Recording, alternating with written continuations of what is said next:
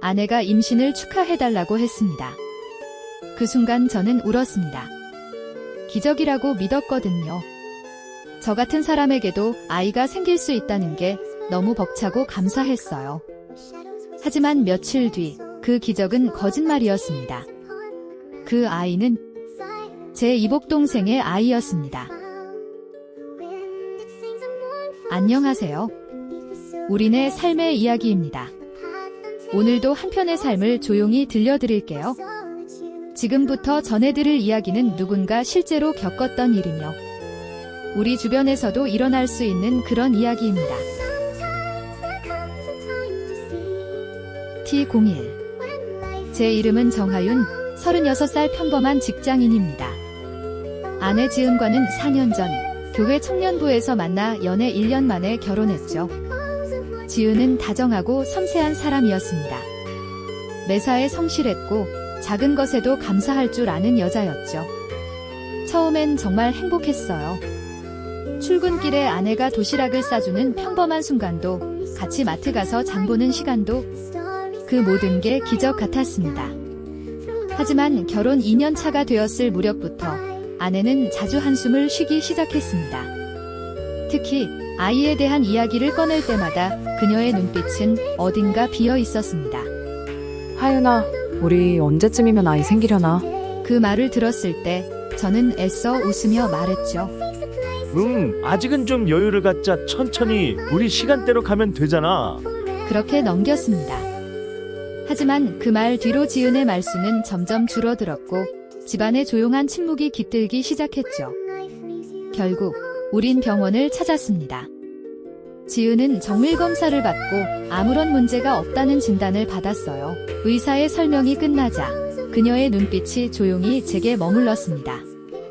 그녀는 아무 말도 하지 않았지만 그 눈빛은 말하고 있었죠. 그럼 문제는 당신이란 거야? 며칠 후 저는 따로 정밀검사를 받았습니다. 정하윤 씨, 죄송하지만 무정자증 진단입니다. 선천적 가능성이 높고 자연 임신은 어렵습니다. 숨이 막혔습니다. 머릿속이 새하얘졌고 의사의 말은 뿌옇게 울려 퍼졌습니다. 나는 아이를 원했습니다. 누군가의 아버지가 되는 삶, 작은 손을 잡고 공원을 걷는 평범한 하루. 그 모든 상상이 그날 한순간에 무너졌습니다. 병원에서 나와 주차장에 앉아 한참을 멍하니 있었습니다. 그리고 그날 밤 집에 돌아왔을 때 아내의 얼굴을 마주보지 못했습니다. 오늘 좀 피곤하네. 먼저 잘게. 그 말만 남기고 방으로 들어갔습니다. 불 꺼진 방 안, 핸드폰 화면만 밝게 빛났습니다. 검색창에 무정자증 기적의 치료 정자 생성 회복 사례. 수없이 검색하고 또 검색했습니다. 기적 같은 얘기는 없었습니다. 선천적 무정자증은 회복이 어렵다는 설명뿐이었죠. 그날 이후 저는 진실을 숨기기로 했습니다. 아내가 실망할까봐, 저를 버릴까봐 두려웠습니다. 저는 노력했습니다. 운동을 시작했고 술과 담배를 끊었습니다. 마치 아이를 가질 수 있다는 희망이 남아있는 사람처럼 혼자서 모든 걸 감내했죠. 하윤아, 요즘 왜 자꾸 피하듯 행동해? 설마 당신 피임하는 거야? 그녀의 말에 저는 당황했고 순간적으로 거짓말을 택했습니다. 아니야, 그런 거 절대 아니야. 그냥 요즘 스트레스가 많아서 그런가 봐. 그녀는 조용히 고개를 끄덕였고 방으로 들어가 문을 닫았습니다. 그 문 너머에서 들려오는 그녀의 얕은 숨소리가 왠지 모르게 더 아프게 들렸습니다. 그날 밤 저는 벽 쪽을 보고 누운 채 속으로 수없이 되뇌었습니다. 미안해, 지은아. 나도 정말 갖고 싶어. 하지만 나한테는 그럴 자격이 없어. 그 후로도 아내는 꾸준히 아이 이야기를 했습니다. 우리도 아이 이름 정해볼까? 아파트 놀이터에 요즘 아기들 엄청 귀여워. 그 모든 말들이 저에겐 칼날처럼 느껴졌습니다. 그리고 그 말이 시작된 지 약 한 달쯤 되었을 때였죠. 아내는 갑작스럽게 태도를 바꿨습니다. 그녀의 눈빛은 또렷했고 입가에는 희미한 미소가 번졌습니다. 무언가 이상했습니다. 하지만 그게 무엇인지는 아직 몰랐습니다. 단지 마음속에서 뭔가가 천천히 일그러지기 시작했다는 것만은 확실히 느껴졌죠. 그날 아침 부엌에 주전자 물이 끓는 소리가 났습니다. 지은은 언제나처럼 조용히 차를 우려내고 있었죠. 아무 말 없이 움직이는 그녀의 뒷모습이 낯설게 느껴졌습니다. 결혼 생활 4년 차, 아이 없이 지내는 우리 삶은 겉으론 평온했지만 그 속엔 늘 말 못할 긴장감이 흐르고 있었습니다. 그날따라 지은이 먼저 말을 꺼냈습니다. 하윤아, 우리 이제 아이 가질 준비 해볼까? 순간 숨이 멎는 듯 했습니다. 그토록 듣고 싶으면서도 절대 들어선 안 되는 말에 내가 아버지가 될 수 없는 몸이라는 걸 아내는 모르니까요. 정말이야? 응, 나도 이제 좀 준비가 된 것 같아. 그녀의 눈빛엔 설렘이 가득했습니다. 저는 아무 말도 할 수 없었습니다. 말해줘야 했습니다. 하지만 그 순간 차가 식탁 위에 놓이던 소리가 유난히 크게 들렸습니다. 지은은 환하게 웃으며 제 손을 잡았습니다. 저는 거짓된 희망에 기댄 채 그 손을 놓지 못했습니다. 그날 이후 우리는 아이 갖기 프로젝트를 시작했습니다. 아내는 베란이를 꼼꼼히 체크했고 저는 음식도 바꾸고 운동도 시작했죠. 그녀는 샐러드와 견과류로 식단을 조절했고 저는 매일 정자 생성에 좋다는 영양제를 챙겨 먹었습니다. 그게 얼마나 아이러니한 일이었는지 그녀는 몰랐습니다.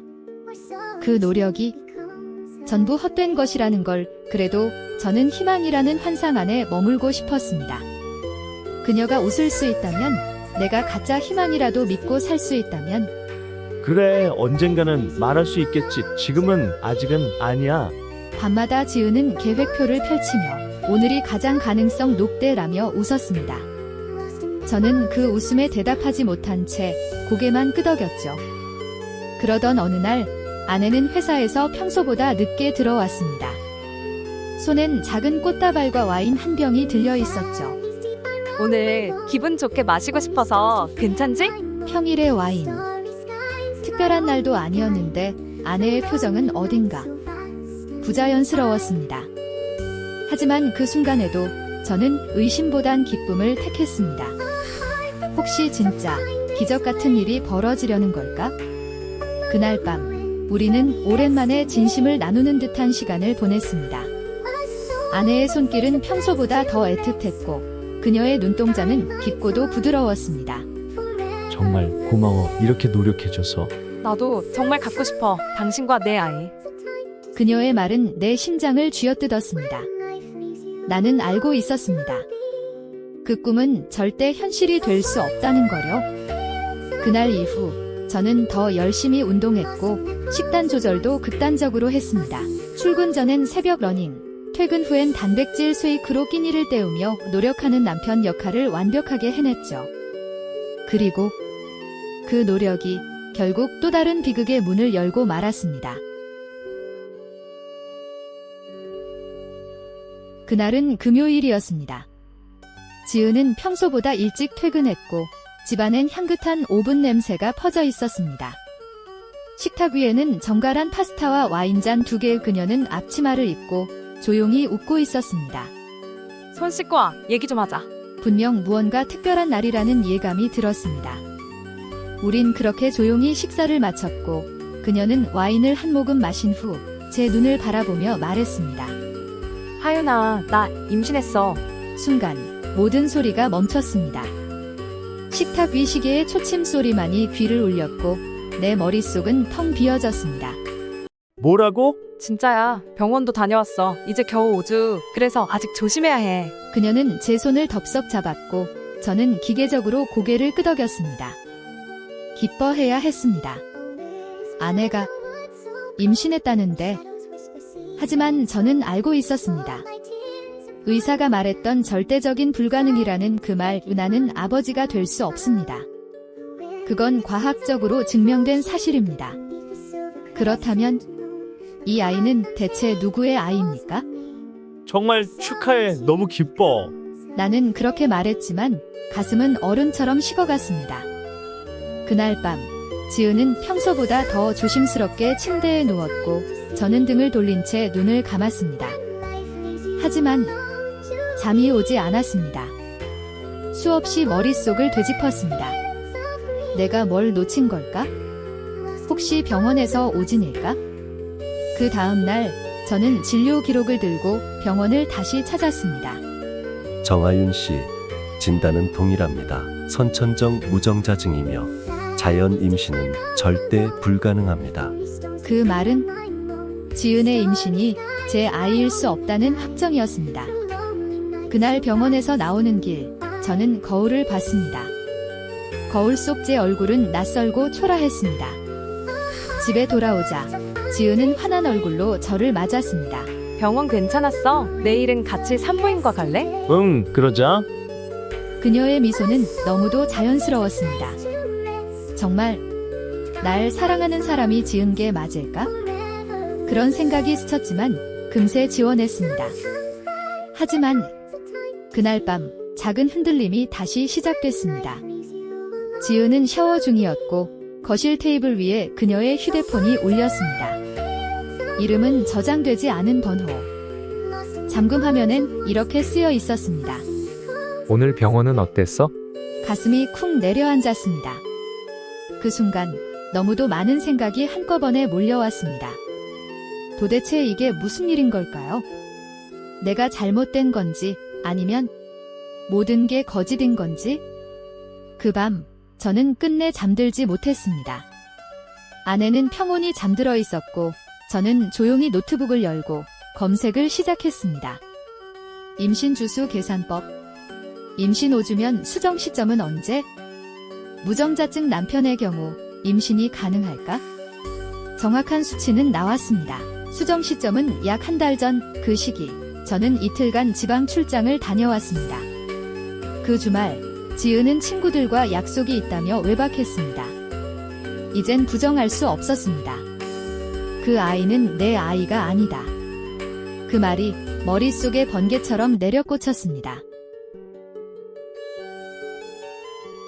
그날 이후 나는 매일 밤을 깨어보냈다. 지은은 평온했다. 그녀의 표정은 전혀 달라지지 않았다. 오히려 임신이 그녀를 더 부드럽고 행복하게 만들었다. 하지만 나에겐 그 미소가 한없이 위선적으로 느껴졌다. 나는 결심했다. 진실을 끝까지 파헤치기로. 조용한 방 안에서 가장 먼저 확인한 건 지은의 휴대폰이었다. 직접 접근은 위험했기에 그녀가 과거 로그인한 구글 계정을 떠올렸다. 몇 년 전 스마트폰 초기 설정을 내가 도와줬을 때 계정 정보를 입력해 두었고 그때의 비밀번호는 아직 유효했다. 로그인 성공. 진동이 느껴졌다. 손이 떨렸다. 그 안에는 지은의 위치 기록, 캘린더 일정, 그리고 구글 포토 자동 백업이 남아 있었다. 가장 먼저 위치 기록을 확인했다. 수정 시점 기준으로 약 5주 전 그 주 금요일 밤 지은은 회사 근처에서 나와 강남의 한 호텔 근방에서 약 12시간 이상 체류해 있었다. 그 시간 동안 나는 출장 중이었다. 캘린더엔 팀 회식이라고 적혀 있었고 메신저 캡처도 첨부돼 있었다. 오늘은 팀장님 회식이 늦을 것 같아. 나는 지은의 팀장인 배도훈의 SNS를 검색했다. 그의 인스타그램에는 그날 저녁집에서 반려견과 찍은 사진이 올라와 있었다. 회식. 없다. 거짓말이었다. 이제 누가 그녀와 함께 있었는지 밝혀야 했다. 다음은 구글 포토 백업이었다. 거기에는 놀라운 사진이 있었다. 호텔방 침대 테이블 위, 와인잔 2개, 초콜릿 접시, 그리고 한쪽 귀퉁이엔 희미하게 지은이의 팔찌가 찍혀 있었다. 그 팔찌는 내가 결혼 1주년에 선물한 맞춤 각인 팔찌였다. 이건 확실해. 다음으로 접근한 건 그녀의 메신저 백업 기록이었다. 지은은 특정 앱에서 대화 백업 기능을 사용했고 구글 드라이브 내에 일부 데이터가 남아 있었다. 복원된 일부 대화 내역. 하진이라는 이름이 자주 등장했다. 처음엔 눈에 익지 않은 이름이었다. 오늘도 즐거웠어요. 조심히 들어가요. 하진 씨. 회사 동료일까? 동창. 혹시 나와 관계된 누군가?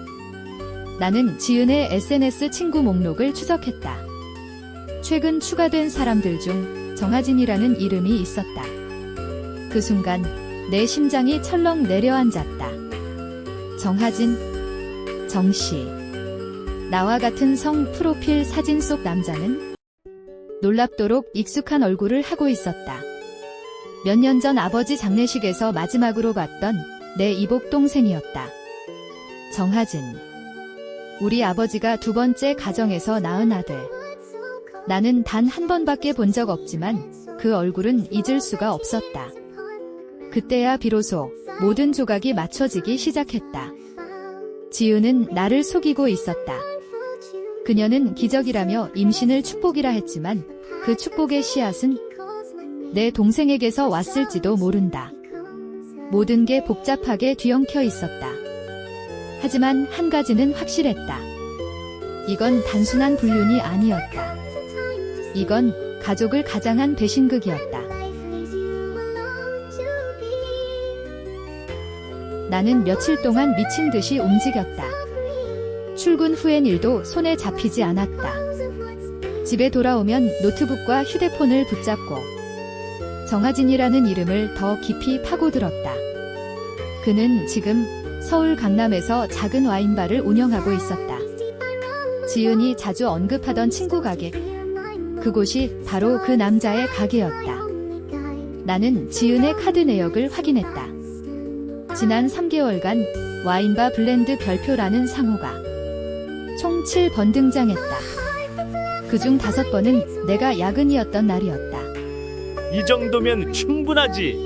모든 퍼즐은 이미 완성되어 있었다. 나는 더는 도망치지 않기로 했다. 그 주 주말 나는 조용히 장모님 댁을 찾았다. 아내는 산부인과 예약이 있다며 친구와 외출했고 장모는 혼자 계셨다. 장모는 반갑게 날 맞았다. 언제나 그렇듯 온화한 미소를 지은 채였다.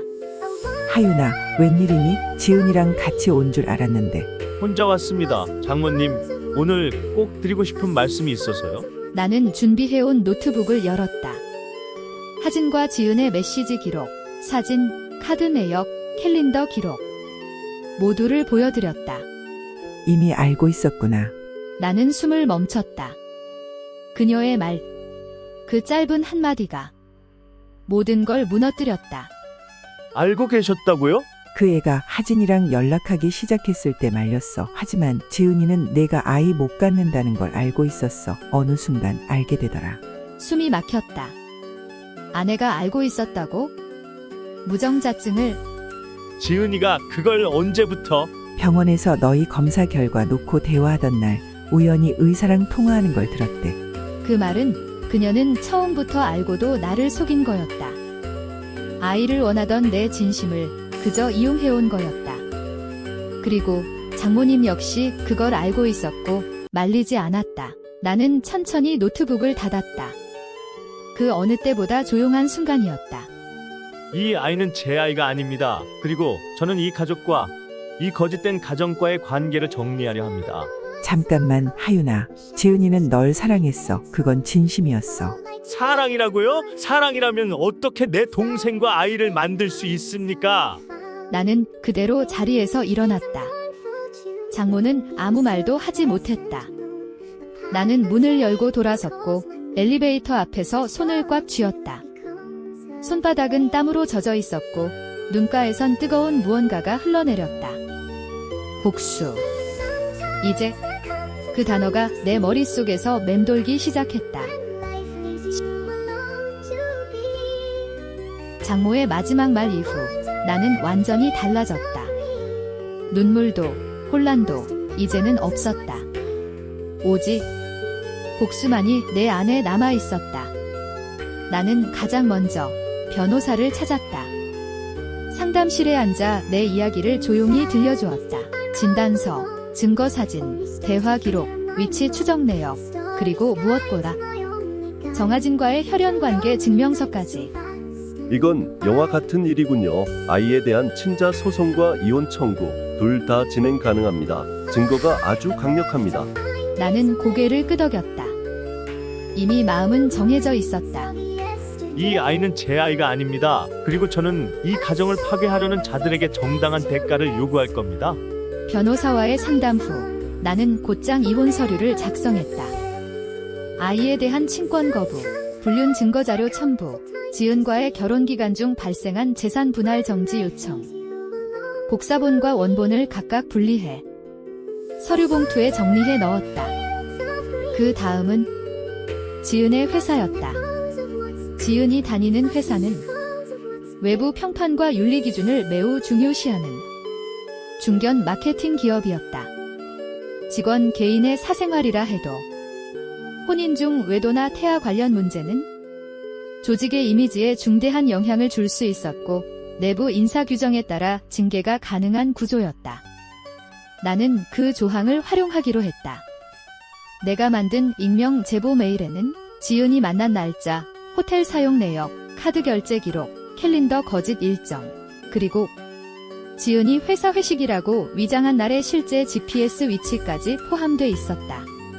이건 협박이 아닙니다. 정당한 진실의 고지입니다. 그리고 정하진에게는 다르게 접근했다. 그는 자영업자, 와인바를 운영하며 지역 SNS에 활발히 노출되는 사람이었다. 나는 고객 리뷰 사이트, 지역 커뮤니티, 그리고 그의 인스타그램 DM을 활용했다.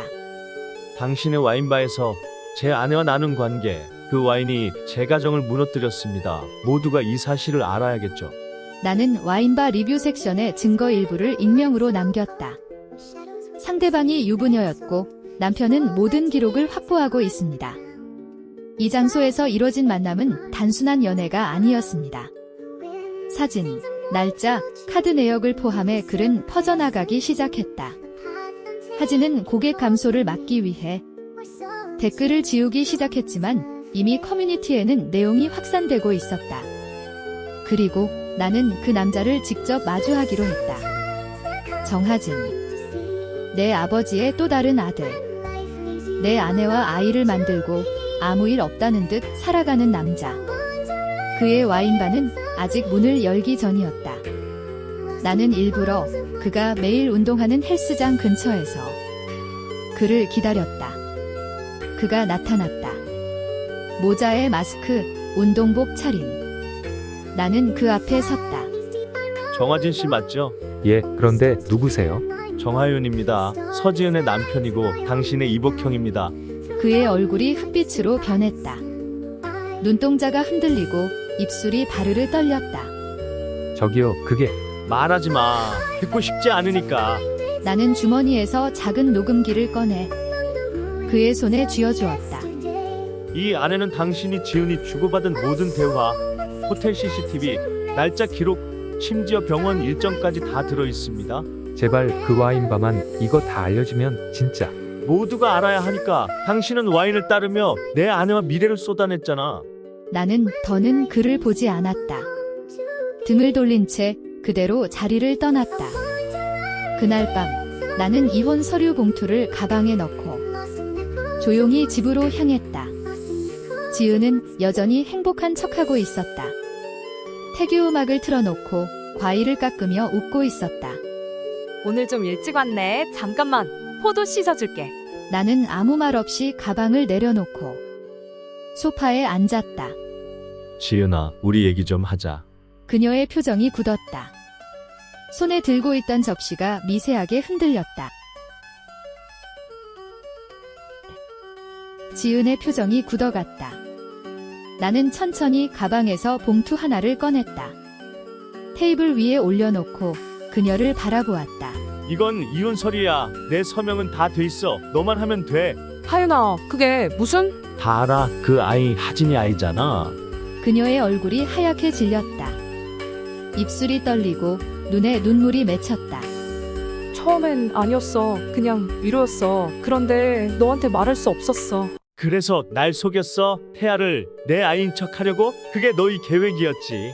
지은은 말없이 고개를 숙였다. 그녀의 어깨가 떨리기 시작했다. 미안해. 정말 하윤아, 난 널 사랑했어. 그건 거짓이 아니야. 넌 날 사랑한 게 아니야. 내 역할이 필요했던 거야. 남편이자 아버지 역할. 근데 나는 사람이었거든. 나는 천천히 자리에서 일어났다. 지은은 소리 내어 울기 시작했고 나는 다시는 그 눈물에 흔들리지 않기로 했다. 현관문을 열고 나왔을 때 늦은 저녁 햇살이 내 어깨를 감쌌다. 그 다음 날 회사에서 공식 메일이 도착했다. 익명 제보에 대한 인사위원회 회의 결과 지은은 정직 3개월 후 부서 이동, 태아 문제로 사내 이미지에 부정적 영향을 끼친 점 명기. 그리고 며칠 뒤 정하진의 와인바는 SNS 계정을 닫았다. 주소지 검색에도 폐업 준비 중이라는 문구가 뜨기 시작했다. 며칠 후 지은에게서 문자 하나가 도착했다.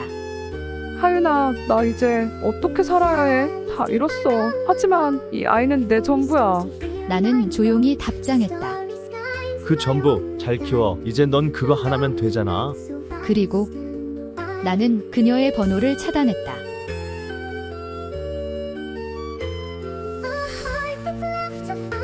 며칠 뒤 나는 병원 근처 작은 공원 벤치에 앉아 있었다. 햇살은 따뜻했고 멀리서 아이들의 웃음소리가 들렸다. 잠시 눈을 감았다. 내 가슴 어딘가에 남아있던 절망과 분노가 조금씩 녹아내리는 듯했다. 나는 다시 생각했다. 나는 무정자증입니다. 아이를 가질 수 없는 몸이죠. 하지만 이제야 알겠네요. 그게 전부는 아니었다는 걸. 세상이 무너졌다고 믿었던 그날, 사실은 내가 다시 시작할 수 있었던 날이었다는 걸. 지금 이 순간 나는 자유입니다. 누구의 역할도 아닌 그저 나로서의 삶. 그리고 지금 이야기를 듣고 계신 여러분께 묻고 싶습니다. 당신이 저였다면 어떤 선택을 하셨겠습니까? 오늘의 이야기가 당신 마음에 작은 여운을 남겼다면 조용히 함께 해주세요. 구독과 좋아요, 알림 설정은 이 이야기를 계속 전해드리는데 큰 힘이 됩니다. 그리고 댓글로 당신의 이야기도 나눠주세요. 우리네 삶의 이야기, 다음 편에서 다시 찾아뵙겠습니다.